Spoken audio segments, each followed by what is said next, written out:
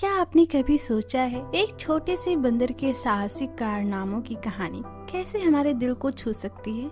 तो चलिए सुनते हैं आज ऐसी ही कहानी जो आपके चेहरे पे मुस्कान और दिल में सवाल दोनों छोड़ जाएगी। नमस्कार दोस्तों, स्वागत है आपका द नरेटिवनेस चैनल पे, जहां कहानियों का जादू हर रोज आपके दिलों को पहुंचाता है। आज की कहानी है महान लेखक मुंशी प्रेमचंद की सैलानी बंदर। ये कहानी न सिर्फ हंसाएगी बल्कि आपको सोचने पर भी मजबूर करेगी। जीवनदास नाम का एक गरीब मदारी अपने बंदर मन्नू को नचाकर अपनी जीविका चलाया करता था। वह और उसकी स्त्री बुधिया दोनों मन्नू को बहुत प्यार करते थे। उनकी कोई संतान न थी, मन्नू ही उनके स्नेह और प्रेम का पात्र था। दोनों उसे अपने साथ खिलाते और अपने साथ सुलाते थे। उनकी दृष्टि में मन्नू से अधिक प्रिय वस्तु न थी। जीवनदास उसके लिए एक गेंद लाया था। मन्नू आंगन में गेंद खेला करता था। उसके भोजन करने को एक मिट्टी का प्याला था, ओढ़ने को कंबल का एक टुकड़ा, सोने को एक बोरिया और उचकने के लिए छप्पर में एक रस्सी। मन्नू उन वस्तुओं पर जान देता था। जब तक उसके प्याले में कोई चीज न रख दी जाए वह भोजन न करता था। अपना टाट और कंबल का टुकड़ा उसे साल और गद्दे से भी प्यारा था। उसके दिन बड़े सुख से बीतते थे। वह प्रातः काल रोटियां खाकर मदारी के साथ तमाशा करने जाता था। वह नकलें करने में इतना निपुण था कि दर्शक वृंद तमाशा देखकर मुग्ध हो जाते। लकड़ी हाथ में लेकर वृद्धों की भांति चलता, आसन मारकर पूजा करता, तिलक मुद्रा लगाता, फिर पोथी बगल में दबाकर पाठ करने चलता। ढोल बजाकर गाने की नकल इतनी मनोहर थी कि दर्शक लोटपोट हो जाते थे। तमाशा खत्म हो जाने पर वह सबको सलाम करता था, लोगों को पैर पकड़कर पैसे वसूला करता था। मन्नू का कटोरा पैसों से भर जाता था। उसके उपरांत कोई मन्नू को एक अमरूद खिला देता, कोई उसके सामने मिठाई फेंक देता। लड़कों को तो उसे देखने से जीना भरता था। वह अपने अपने घर से दौड़ दौड़ कर रोटियां लाते और उसे खिलाते। मोहल्ले के लोगों के लिए भी मन्नू मनोरंजन की एक सामग्री थी। जब वह घर पर रहता तो एक न एक आदमी आकर उसे खेलता रहता। खोचे वाली फेरी करते हुए उसे कुछ न कुछ देते थे। जो बिना दिए निकल जाने की चेष्टा करता उससे भी मन्नू पैर पकड़कर वसूल लिया करता था। मन्नू को अगर चिढ़ थी तो कुत्तों से। उसके मारे उधर से कोई कुत्ता न निकलने पाता था और कोई आ जाता तो मन्नू उसे स्वयं ही 2-4 कनेठिया और झापड़ लगाता था। उसके स्वर प्रिय होने का एक और कारण था। दिन को कभी कभी बुधिया धूप में लेटती थी तो मन्नू उसके सिर की जुएं निकालता और वह उससे गाना सुनाती। वह जहाँ कहीं जाती थी वहीं मन्नू उसके पीछे पीछे जाता था। माता और पुत्र में भी इससे अधिक प्रेम न हो सकता था। एक दिन मन्नू के जी में आया कि चलकर कहीं फल खाना चाहिए। फल खाने को मिलते तो थे, पर वृक्षों पर चढ़कर डालियों पर उचकने, कुछ खाने और कुछ गिराने में कुछ और ही मजा था। बंदर विनोदशील होते ही हैं और मन्नू में इसकी मात्रा कुछ अधिक भी थी। कभी पकड़ धकड़ और मार पीट की नौबत न आई थी। पेड़ों पर चढ़कर फल खाना उसके लिए स्वाभाविक जान पड़ता था।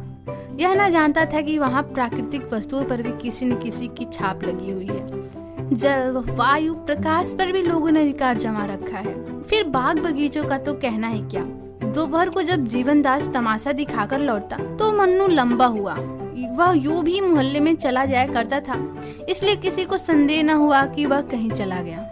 उधर वह घूमता घामता खपरेलों पर उछलता कूदता एक बगीचे में जा पहुंचा। देखा तो फलों से पेड़ लदे हुए हैं। आंवला, कटहल, लीची, आम, पपीती वगैरह लटकते देखकर उसका चित्त प्रसन्न हो गया। मानो वे वृक्ष उसे अपनी ओर बुला रहे थे कि खाओ, जहाँ तक खाया जाए, किसी तरह की रोक टोक नहीं है। तुरंत एक छलांग मारकर चारदीवारी पर चढ़ गया। दूसरी छलांग में पेड़ों पे जा पहुंचा। कुछ आम खाए, कुछ लीचियां खाई। खुश होकर गुठलियां इधर उधर फेंकने लगा। फिर सबसे ऊंची डाल पर जा पहुंचा और डालियों को हिलाने लगा। पके आम जमीन पर बिछ गए। खड़खड़ाहट हुई तो माली दोपहर की नींद से चौंका और मन्नू को देखते ही उसे पत्थर से मारने लगा। या तो पत्थर उसके पास पहुंचते ही न थे या वह सिर और शरीर को हिलाकर पत्थरों से बच जाता था। बीच बीच में बागवान को दांत निकालकर डराता भी था। कभी मुंह बनाकर उसे काटने की धमकी भी देता था। माली बुंदर घुड़कियों से डरकर भागता था और फिर पत्थर लेकर आ जाता था। यह कौतुक देखकर मोहल्ले के बालक जमा हो गए और शोर मचाने लगे। ओ बंदरवा लोए लाए, बाल उखाड़ू तो एटाए। ओ बंदर तेरा मुंह है लाल, पिचके पिचके तेरे गाल, मर गई नानी बंदर की, टूटी टांग मुछंदर की। मन्नू को इस शोरगुल में बड़ा आनंद आ रहा था। वो आधे फल खा कर नीचे गिराता था और लड़के लपक लपक कर चुन लेते और तालियां बजाकर कहते, बंदर मामू और कहाँ तुम्हारा ठौर। माली ने जब देखा कि विप्लव शांत होने से नहीं आता तो जाकर अपनी स्वामी को खबर दी। वह हजरत पुलिस विभाग के कर्मचारी थे। सुनते ही जामे से बाहर हो गए। बंदर की इतनी मजाल कि मेरे बगीचे में आकर उधम मचावे। बंगले का किराया मैं देता हूँ, कुछ बंदर नहीं देता। यहाँ कितने ही असहयोगियों को लदवा दिया। अखबार वाले मेरे नाम से कांपते हैं। बंदर की क्या हस्ती। तुरंत बंदूक उठाई और बगीचे में आ पहुंचा। देखा मन्नू एक पेड़ पर जोर जोर से हिला रहा था। बगीचे के मालिक गुस्से से लाल हो गए और उसी तरफ बंदूक तानी। बंदूक देखते ही मन्नू के होश उड़ गए।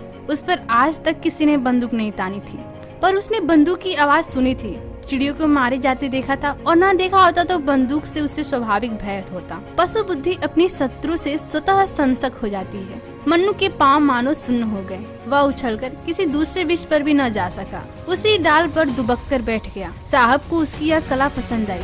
दया आ गई। माली को भेजा, जाकर बंदर को पकड़ लाओ। माली दिल में तो डरा पर साहब के गुस्से को जानता था। चुपके से वृक्ष पर गया और हजरत बंदर को एक रस्सी में बांध लाया। मन्नू साहब को बरामदे में एक खम्भे से बांध दिया गया। उसकी स्वच्छंदता का अंत हो गया। संध्या तक वहीं पड़ा हुआ करुण स्वर में कू कू करता। शाम हो गई तो एक नौकर उसके सामने एक मुट्ठी चने डाल गया। अब मन्नू को वह अपनी स्थिति के परिवर्तन का ज्ञात हुआ। न कंबल न टाट, जमीन पर पड़ा बिसूर रहा था। चने उसने छुए भी नहीं। पछता रहा था कि कहां से कहां खाने निकला। मदारी का प्रेम याद आ गया। बेचारा मुझे खोजता फिरता होगा। मदारिन प्याले में रोटी और दूध लिए मुझे मन्नू मन्नू पुकार रही होगी। हाय विपत्ति, तूने मुझे कहाँ लाकर छोड़ा। रात भर वह जागता और बार बार खम्बे के चक्कर लगाता रहा। साहब का कुत्ता टॉमी बार बार डराता और भौंकता था। मन्नू को उस पर ऐसा क्रोध आता कि पाँव तो मारे चपाती की चौंधिया दूं, पर कुत्ता निकट न आता। दूर से ही गरज कर रह जाता था। रात गुजरी तो साहब ने आकर मन्नू को 2-3 ठोकरें जमाई। सुअर कहीं का, रात भर चिल्ला चिल्ला कर नींद हराम कर दी। आँख तक न लगी। बच्चा, आज भी तूने गुल मचाया तो गोली मार दूंगा। यह कहकर वह चले गए। अब नटखट लड़कों की बारी आई। कुछ घर के और कुछ बाहर के लड़के जमा हो गए। कोई मन्नू को मुंह चिढ़ाता तो कोई उस पर पत्थर फेंकता और कोई उसे मिठाई दिखाकर ललचाता था। कोई उसका रक्षक न था। किसी को उस पर दया न आती।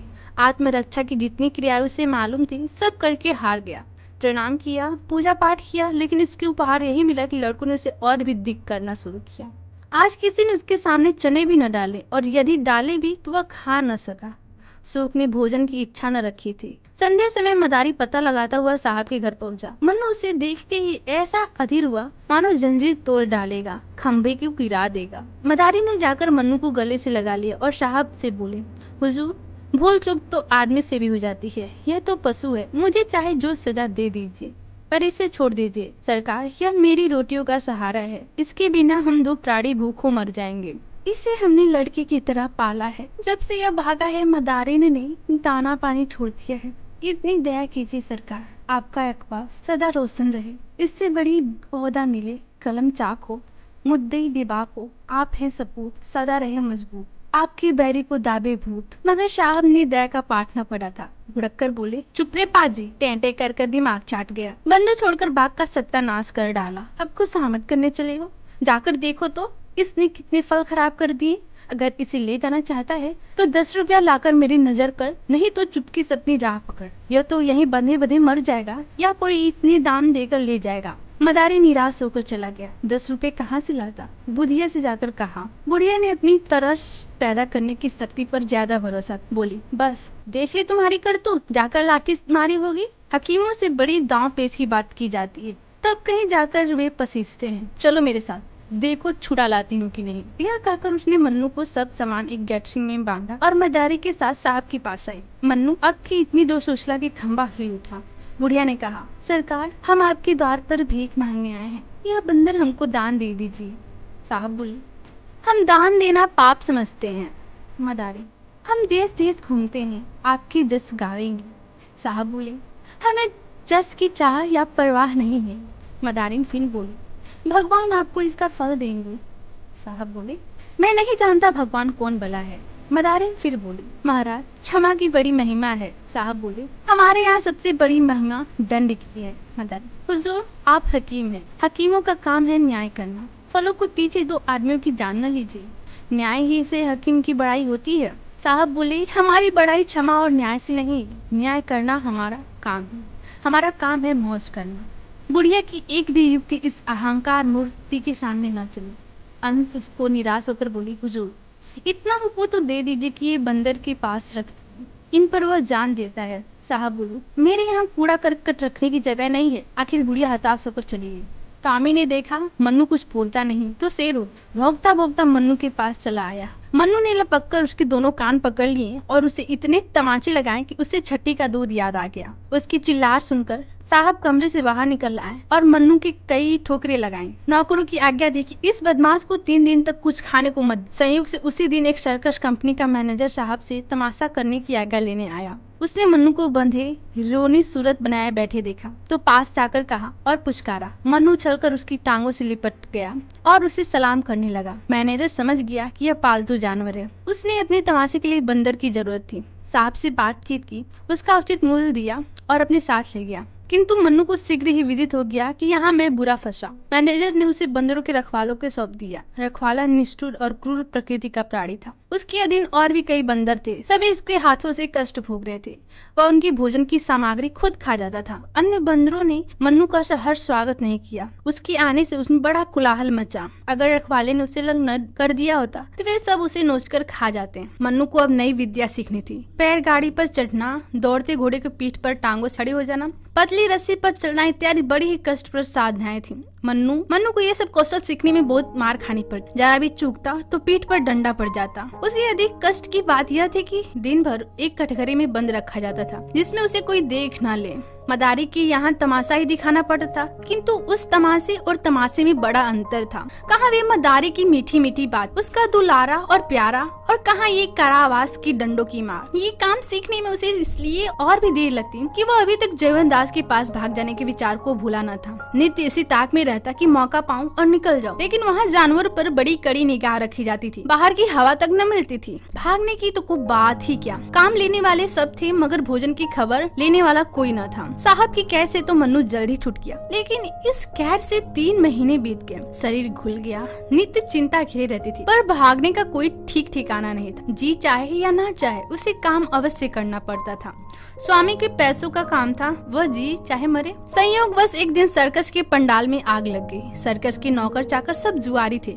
दिन भर जुआ खेलती, शराब पीती और लड़ाई झगड़ा करते थे। इन्हीं झंझटों में एक एक गैस की नली फट गई। हाहाकार मच गया।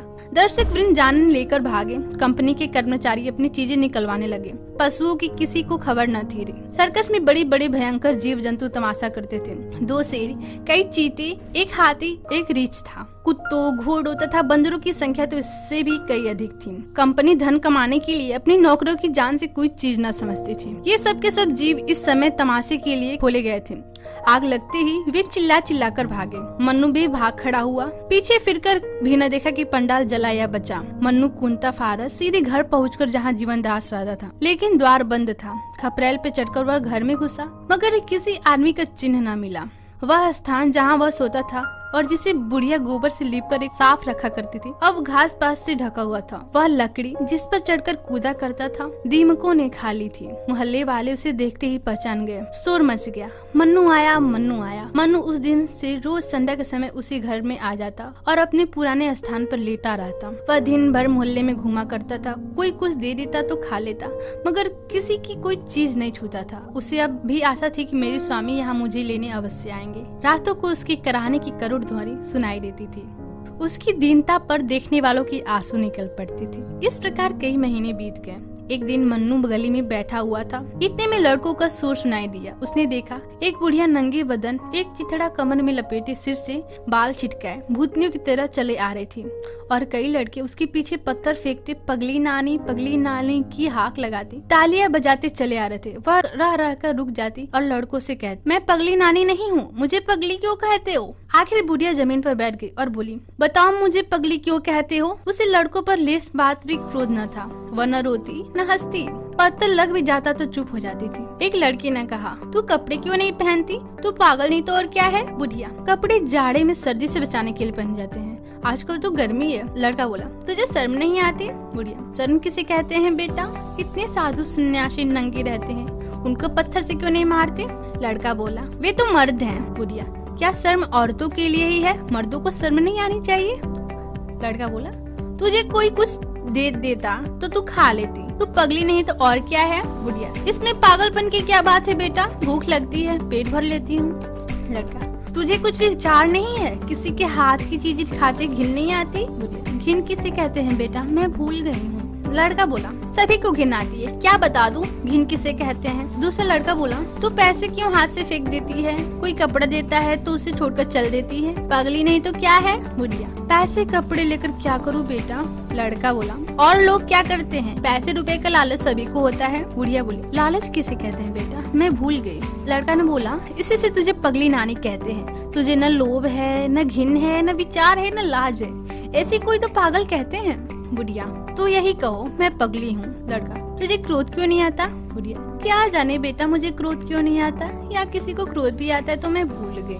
कई लड़कों ने इस पर पगली पगली का शोर मचाया और बुढ़िया उसी तरह शांत भाव से आगे चली। जब वह निकट आई तो मन्नू से पहचान गया, यह तो मेरी बुढ़िया है। वह दौड़कर उसके पैरों से लिपट गया। बुढ़िया ने चौंककर मन्नू को देखा, पहचान गई। उसने उसे छाती से लगा लिया। मन्नू को गोद में लेते ही बुढ़िया को अनुभव हुआ कि मैं नग्न हूँ। मारे शर्म के वह खड़ी न रह सकी। बैठकर एक लड़के से बोली, बेटा मुझे कुछ पहनने को दोगे? लड़का बोला, तुझे तो लाज नहीं आती ना? बुढ़िया, नहीं बेटा अब तो आ रही है, मुझे न जाने क्या हो गया था। लड़कों ने फिर पगली पगली इसका शोर मचाया तो उसने पत्थर फेंक कर लड़कों को मारना शुरू किया। उनके पीछे दौड़ी। एक लड़के ने पूछा, अभी तो तुझे क्रोध नहीं आता था, अब क्यों आ रहा है? बुढ़िया, क्या जाने क्यों अब क्रोध आ रहा है। फिर किसी ने पगली कहा तो बंदर से कटवा दूंगी। एक लड़का दौड़कर एक फटा हुआ कपड़ा ले आया। बुढ़िया ने कपड़ा पहन लिया, बाल समेट लिए। उसके मुख पर जो आशा नुमा आभा, उसकी जगह चिंता का पीलापन दिखाई देने लगा। वह रो रो कर मनु से कहने लगी, बेटा तुम कहाँ चले गए थे? इतने दिन हो गए हमारी सूद नली, तुम्हारी मदारी तुम्हारे ही वियोग में परलोक सिधारे। मैं भिक्षा मांगकर अपना पेट पालने लगी, घर द्वार तहस नहस हो गया। तुम थे तो खाने की, पहनने की, गहने की, घर की इच्छा थी।